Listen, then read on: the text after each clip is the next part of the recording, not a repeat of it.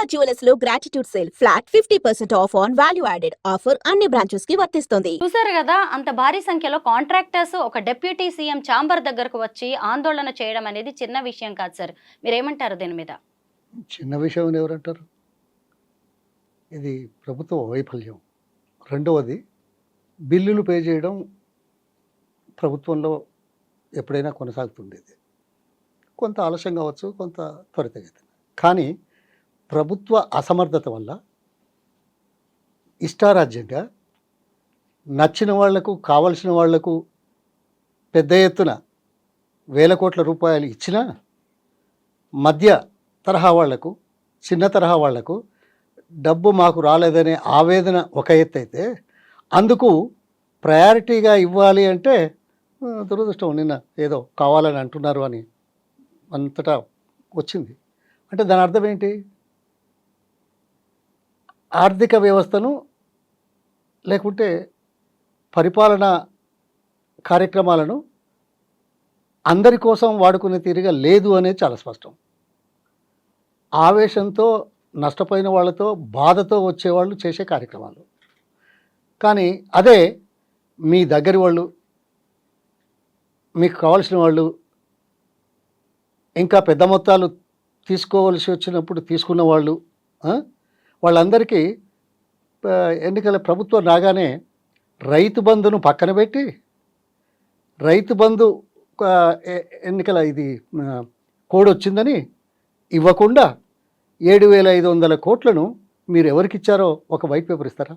ఈ white paper ఇస్తే ఇటువంటివి రాకుండా ఉంటాయి.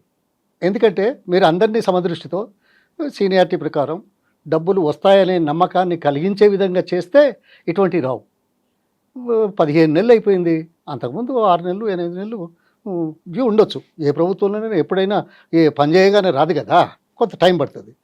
ఆ టైము ఏదైనా గీత దాటితే, ఏదైనా ఓపిక నశిస్తే, ఓపికకు పరీక్ష పెడితే వచ్చే ప్రమాదాలు, యథార్థాలు ఇవే. అందుకోసం మొదలు వాళ్లకు డబ్బులు అందజేయడం మన ధర్మం, చాలా రోజులైంది అనేది ఒక సమస్య. రెండవది, మీ చెల్లింపులు ఎలా ఉన్నాయో ఒక వైట్ పేపర్ ఇవ్వండి.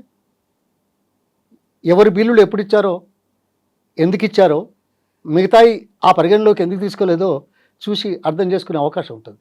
అది నేను అనేది. అక్కడే పొరపాటు జరుగుతుంది. ఇష్టారాజ్యంగా చేస్తున్నారు.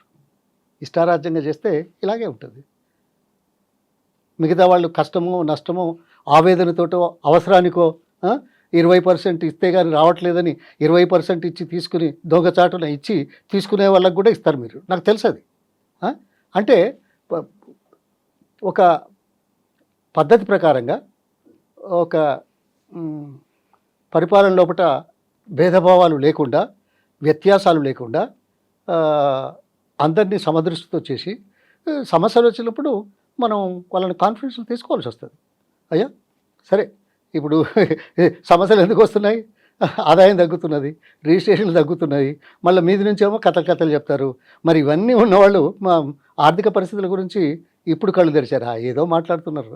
ఇప్పుడు ఇవ్వలేక, లేకుంటే ఇంకేదో చేస్తూ ఉంటే అది ఇది అంటారు. అది మీకు తెలుసు. అది ఇది కథ. ప్రజల ముందుకు వెళ్ళినప్పుడు, ప్రభుత్వం వచ్చే ముందు మీకు రాష్ట్ర ఆర్థిక స్థితిగతుల మీద కానీ, అవసరాల మీద కానీ, బిల్లుల గురించి కానీ మీకు తెలియదా? అక్కడే పొరపాటు చేస్తున్నారు. సో ప్రజలు ఇప్పుడు చూడండి, ఇంకో నిమిషం. సరే, ఇదంటే వాళ్ళు ఏదో 200 మంది వచ్చారు అక్కడ అడుగుతున్నారు అనేది ఈనాటి ప్రసార మాధ్యమంలో ద్వారా చాలా బాగా వచ్చింది. నేను అడుగుతాను, మీరు రుణమాఫీ అన్నారు 2 లక్షలు. ఎలక్షన్ల ముందు ఏం మాట్లాడారో తెలుసు. ఇదే ముఖ్యమంత్రి 2 లక్షలు మాఫీ చేస్తాము, మీరు ఇప్పుడు తీసుకొచ్చుకోండి, ప్రభుత్వం రాగానే వెంటనే క్లియర్ చేస్తామన్నారు. సరే, ఆ మాట ఈ మాట పక్కన పెడదాం. కానీ మీరు విడుదల చేసిన అమౌంట్ ఎంతమందికి ఇవ్వాల్సింది, ఎంతమందికి ఇచ్చారు, ఇచ్చిన వాళ్ళలో గ్రామాలలో ఎంతమందికి చేరింది, ఇది ఏమైనా వైట్ పేపర్ ఇస్తారా? అంటే గ్రామాలలో ఎవరు పోయి అడిగినా రాలేదు అనే వాళ్ళ నెంబరే ఎక్కువ ఉంది మాకు తెలిసినంత మట్టుకు, మా సర్వే ప్రకారం. అంటే ఏమన్నట్టు, వాళ్ళందరూ ఇలా సెక్రటరేట్ వచ్చే అవకాశం లేదు కదా. ఇంత స్థాయిలో ఈ ప్రచారం జరిగితే ఇంకా బాగుండేది కదా. రైతులే కదా, వ్యవసాయమే కదా, 150% మనకు అదే కావాలి కదా, వాళ్ళ మేలే కావాలి కదా. అందుకే కదా దేశంలో మొదటిసారిగా రైతు బంధు కార్యక్రమాన్ని పంటల సమయంలో, విత్తనాలు వేసే సమయంలో, నాట్లు వేసే సమయంలో అప్పుల కోసం చూడకుండా పంట వేయడానికి చేసే క్రమంలో మొట్టమొదటిసారి ప్రపంచ చరిత్రలో ఇచ్చిన చరిత్ర రైతు బంధు. మరి దాన్నే ఎగబెడుతుంది, అదే మీ ఇష్టం వచ్చిన వాళ్ళకి ఇస్తుంది. తర్వాత మిగతా అప్పులు మాత్రం కరెక్ట్గా ఇస్తారని ఎక్కడ? ఇగో ఒకసారి గీత దాటితే గీత దాడకుండా ఉండే ప్రయత్నం చేయాలి. క్లిష్ట పరిస్థితులు వచ్చినప్పుడు సంబంధిత వాళ్ళను విశ్వాసంలోకి తీసుకోవాల్సిన అవసరం. అంటే కాంట్రాక్టర్లకు చెల్లింపులు కావచ్చు, వాగ్దానాల అమలు, ఇవన్నీ తమకు నచ్చిన వాళ్ళకైతే ఇస్తున్నారు, మిగతా వాళ్ళకి సరిగ్గా ఇవ్వట్లేదు అంటారా? వీటన్నిటి మీద శ్వేతపత్రం రిలీజ్ చేయాలని డిమాండ్ చేస్తున్నారా సార్? మీరు ఒక మాట దాన్ని ఇంకో రకంగా తీసుకెళ్లారు. వాగ్దానాలు కూడా ఇష్టం కావాల్సిన వాళ్ళకి అనేది కాదు. వాగ్దానం చేసింది ఒకటైతే, ఇచ్చింది కొంత అయితే, చేరింది కొంత అన్నాను. అందులో మళ్ళా ఇష్టమైన లేదే, అది దే ఆర్ నాట్ కాంట్రాక్టర్స్. అగో అక్కడ తేడా దయచేసి గమనించమని కోరుతున్నా. ఎందుకంటే రాంగ్ మెసేజ్ పోవద్దు. ఒక బాధ్యతాయుతమైన మనిషిగా 4.5 దశాబ్దాలు ప్రభుత్వంలో ఉన్నవాడిగా, ప్రభుత్వాలను చూసిన వాడిగా ఉన్నవాడి కాదు, రాజకీయంలో ఉన్నవాడిగా ఇది గమనించమని కోరుతున్నాను. అది నేను ఈ బిల్లుల చెల్లింపులో ఏమైందో చెప్పాను. అక్కడ వాగ్దానం ప్రకారం 2 లక్షల రుణమాఫీ చేశారా లేదని అడుగుతున్నాను. చేసిన దాంట్లో ఎంతమందికి ఇచ్చారని అడుగుతాను. ఇచ్చిన వాళ్ళలో ఎంతమందికి చేరింది అంటున్నాను. అందులో నీ వాళ్ళు నా వల్ల అనలేదే, అగో అక్కడే వచ్చింది పొరపాటు. దయచేసి సవరించాలా సార్? అలాగే మామూలుగా సుదీర్ఘ కాలం మీరు మంత్రిగా పనిచేశారు, ప్రభుత్వాన్ని దగ్గరుండి మరి నడిపించారు. అసలు ఈ కాంట్రాక్ట్ వర్క్స్ అనేవి ఎలా జరుగుతాయి, బిల్లుల క్లియరెన్స్ ఎలా ఉంటుంది అనేది కూడా ప్రాసెస్ మీకు బాగా తెలుసు సార్. కానీ ఇప్పుడు ఇంతమంది కాంట్రాక్టర్లు వచ్చి ఆందోళన చేసే పరిస్థితి వచ్చిందంటే అసలు మన రాష్ట్ర ఖజానా పరిస్థితి ఏంటి అని కూడా అనిపిస్తుంది. ఇప్పటికైనా ప్రభుత్వం ఎలాంటి చర్యలు చేపడితే మంచిదంటే? ఓహో, వీళ్ళు వచ్చిండ్రు కాబట్టి రాష్ట్ర ఖజానా పరిస్థితి ఎట్లుందని మీరు కూడా అనుకుంటున్నారా? వాళ్ళు చెప్పినవి అనుకుంటున్నా. వాళ్ళు కూడా మా మీద బురద చల్లారు ఈ గత ప్రభుత్వం మీద. నేను అందుకే అన్నాను మొదలు చెప్పేదాంట్లో, ఎన్నికల ముందు రాష్ట్ర ఆర్థిక పరిస్థితి అర్థం చేసుకున్నారా లేదా? ఎన్నికల తర్వాత, ప్రభుత్వం వచ్చిన తర్వాత సమస్యలు రాకుండా ఉండే విధంగా మీరు చర్యలు తీసుకుంటున్నారా? మీరిచ్చిన హామీలు ఆర్థిక పరిస్థితుల దృష్ట్యా సాధ్యమా అసాధ్యమా అనే దాని మీద మీరు ఏమైనా విశ్లేషించారా? అందుకే నేను 3 ప్రశ్నలు అడిగాను.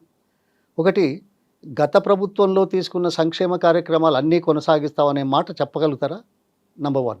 నంబర్ 2, మీ 420 కానీ 6 కానీ 5 గ్యారంటీలు కానీ వీటికి మీరు ఇస్తున్న దాంట్లో డిబేట్ ఉంటుంది, ఇచ్చారా లేదా అనేది మనం ప్రశ్నిద్దాం. కానీ ఈ 3ంటికి ఎంత డబ్బు అవసరమో కనీసం చెప్తారా? సంవత్సరానికి నేను ఇస్తలేరు, ఇయ్యరు అని నేను అనలా. ఈ 3ంటికి ఎంతేదో చెప్పగలుగుతారా? బాధ్యత కదా. తర్వాత విజనరీ లాగా ప్రభుత్వంలోకి వచ్చిన తర్వాత కొత్త పథకాలు ఏదో కొన్ని స్టార్ట్ చేస్తాము, నడుస్తూ ఉంటాయి కాదనా. కానీ 6 ఏళ్ళలో పూర్తి చేస్తాం, 4 ఏళ్ళలో పూర్తి చేస్తాం, 5 ఏళ్ళలో పూర్తి చేస్తాం అనే మాటలకు అయితే డబ్బు కావాలి కదా. ఆ డబ్బు ఈ 4 ఏళ్ళలో 3 ఏళ్ళలో ఎట్లా వస్తుందో చూడాలనా లేదా? ఫర్ ఎగ్జాంపుల్ మూసి 1,55,000 కోట్లు 6 సంవత్సరాలు, అవునా? అంటే ఎంత? 25,000,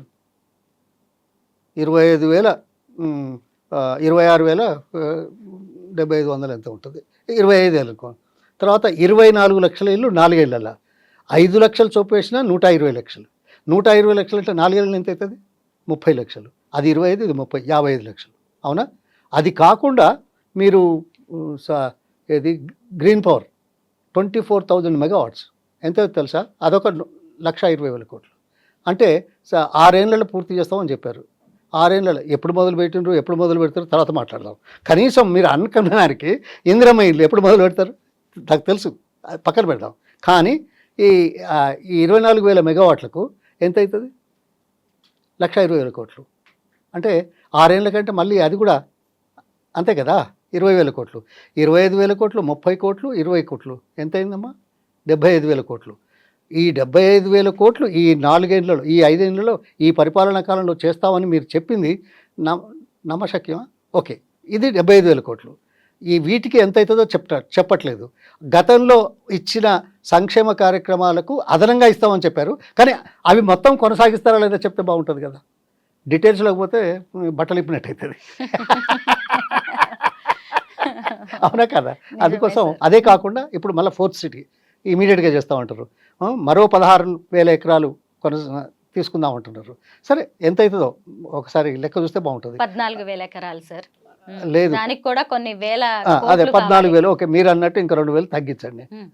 గతంలో ఉన్నది 14 అనుకున్నా, ఇప్పుడు కొత్తగా 16 అని అనుకుంటున్నా. గతంలో 16 ఉన్నాయి, ఇప్పుడు 14 కావాలా? ఈ 14,000 ఎకరాలకు ఎంత అవుతుందమ్మా ఎకరానికి? మీరు కూడా ఇక్కడ ఉన్నవాళ్ళే కదా, ఎకరానికి ఎంత ఇస్తారు? మీకు ఏమైనా ఐడియా ఉందా? లేదు సార్. దేనికి ఎంత రేటు ఇప్పుడు కాదు కాదు, అసలు? ₹1,00,000 వస్తుందా, 5,00,000 వస్తుందా, 10,00,000 వస్తుందా? ఎంత వస్తుందో చూసి తీసుకోదలుచుకుంటే ఓకే తీస్తున్నారు, మంచిదే. మరి అంత డబ్బు ఈ సంవత్సరానికి 75,000 కోట్లు ఇది అదనంగా అయితే, ఇది కూడా అందులో యాడ్ చేస్తే ఎంత అవుతుంది? ఎట్లా చేస్తారు? ప్రజలు నమ్మించేదందుకే కదా, బొల్తా కొట్టించేదందుకే కదా, మేమేదో గొప్ప చేస్తున్నామని ప్రచారం చేసుకోవడానికే కదా. 15 మాసాలు అయింది, ఎక్కడున్నాం మనం? మళ్ళీ మీది నుంచి రాష్ట్రం అప్పుల కుదేలైంది అనే మాట మాట్లాడతారు. మీరు అడుగుతారు, నాకు తెలుసు అప్పులకు. వీళ్ళకేమైనా ఇంకిత జ్ఞానం ఉందా? దేశంలో 29 రాష్ట్రాలు, దాదాపు 6-7 సెంట్రల్ అడ్మినిస్ట్రేటివ్ ప్రావిన్సెస్ ఉన్నాయి కదా, ప్రాంతాలు, దాదాపు 35 అనుకుందాం. 35లో మన రాష్ట్రం యొక్క ఆర్థిక పరిస్థితి ఏ స్థాయిలో ఉందో తెలుసా? నాకు తెలిసినంత వరకు 7వ స్థాయి 8వ స్థాయిలో ఉంది. మిగతా అన్నీ ఇంకా కిందికి ఉన్నాయి. అదే కాకుండా మరి రాష్ట్ర సంపద ఎందుకు పెరుగుతుంది? ఇప్పుడు మోడర్న్ ఎకనామిక్స్లో ప్రపంచంలో అన్ని దేశాలలో అప్పు is part of development, loan, debt. So debt to GDP ratio దేశాలది రాష్ట్రాలది. తీస్తారా? వస్తారా చర్చకు? మీరు రాడు, మాకు తెలుసు. అడిగి బేకారు ఏదో పొన్నాల లక్ష్మి చర్చకు రమ్మనుడు అని రాసేందుకో లేకుంటే చూపించేందుకు అక్కడికి వస్తారా? రారు కదా. మేము పేపర్ పంపించండి, అడిగిన దానికి సమాధానము. ఆ మూడింటికి ఈ 4వ అంశం, దీనికి GDP to debt to GDP ratio తెలుసా? అమెరికా డెట్ టు జీడిపి 100 రూపాయల సంపద అయితే ఎంత? 120 రూపాయలు అప్పు ఉంటుంది. జపాన్ది 100 రూపాయల సంపద సృష్టిస్తే 160 రూపాయల డెట్ ఉంటుంది, అప్పు ఉంటుంది. సరే, ఆ పరిస్థితులు వేరు, అది ఎందుకున్నది వేరు, మాట్లాడదామంటే మాట్లాడదాం. కానీ భారతదేశం యొక్క జీడిపి డెట్ ఎంత ఉన్నది? అంతకుముందు గతంలో 70 వరకు పెరిగింది. ఇప్పుడు ఈ ప్రభుత్వం వచ్చిన తర్వాత 87% వచ్చింది. అంటే 100 రూపాయల సంపద అయితే 87 రూపాయలు అప్పు. అట్లాగే మన రాష్ట్రం ఏందో తెలుసా? అన్ని రాష్ట్రాలకు తీస్తారా? దాదాపు 14 లక్షల కోట్ల రాష్ట్ర సంపద అయితే 4 లక్షల కోట్లు ఏదో ఉన్నది. అదంతా నాట్ ఈవెన్ 27%. ప్రపంచ దేశాలలో ఎలా ఉంది? దేశం ఎంత ఉంది? దేశం 87 అయితే మనది 27% కూడా లేదు. మీ మిగతా రాష్ట్రాలు అన్నిటికంటే మెరుగ్గా ఉంది. దీనికి సమాధానం ఏం చెప్తారు? ఏదో కళ్ళబొల్లి వాళ్ళు వచ్చారు కదా, లేదు అప్పుల పాలైంది, వడ్డీలు కడుతున్నాం, మాట్లాడిస్తే అయిపోతుంది. అంతకు తప్ప ఇంకేం లేదు. నేను అదే అన్నాను, పంటలు ఊరికిన పండుతాయా? 65 లక్షల టన్నుల నుంచి 3 కోట్ల టన్నుల వరకు. ప్రపంచంలో ఎక్కడైనా ఏ రాష్ట్రంలోనైనా ఎక్కడైనా ఇంత 10 ఏళ్లలో ఇంత అభివృద్ధి, అంటే ఇంత పంటలు పండించే అవకాశాలు కలిగినాయా? సాంకేతికత పెంచుకున్న దేశాలలో కూడా ఇంత మార్పు రాలేదే. ఇక్కడ ఎందుకు వచ్చింది? విజిలేస్తే ఈలగొడితే వచ్చిందా? స్లోగన్ ఇస్తే వచ్చిందా? దానికి కావాల్సిన మౌలిక వసతులు కల్పించడంతో పాటు రైతులకు కష్టం లేకుండా పంటలు వేసే సమయంలో ఆదుకునే పరిస్థితులు సృష్టించిన చరిత్రతో వచ్చింది. అది గమనించాలి, అది అర్థం చేసుకోవాలా. సరే, ప్రచారం, దుష్ప్రచారం, తర్వాత ఒకరి మీద ఒకరు అనడం, వాళ్ళు అన్నారు కాబట్టి ఇది అనడం, ఇవాళ ఉన్న పరిస్థితుల్లో వాళ్ళు అన్నారు కదా మీరెందుకు అనరు అని అడిగేవాళ్ళు, దీనికి ఏం సమాధానం చెప్తారు, ఇవన్నీ ఉంటాయి, కాదనేది కాదు. అందుకే ఎన్నికల ముందు, ఎన్నికల తర్వాత ప్రభుత్వ పాలన లోపల మనం చెప్పిన దానికి, చేస్తామన్న దానికి, చేసేదానికి ఇది సమతూకం వేసి పరీక్షించి జనం ముందుకు వెళ్ళడానికి చేసే ప్రయత్నం చేయాలి. ఏదో దాటేసిపోతా ఉంటే గట్టినే ఉంటుంది. మొత్తం మీద డిప్యూటీ సీఎం ఛాంబర్ ముందు 200 మంది కాంట్రాక్టర్స్ ధర్నా చేయడం అనేది ఒక కొత్త వివాదానికి, చర్చకైతే దారితీసినట్టుగా అయింది. ఇప్పటి వరకు కాంట్రాక్టర్లకు రిలీజ్ చేసిన బిల్లులు, అలాగే వాగ్దానాల అమలు మీద ఖచ్చితంగా శ్వేతపత్రం రిలీజ్ చేయాలని మాజీ మంత్రి పొన్నాల లక్ష్మయ్య గారు కోరుతున్నారు. Thank you so much sir.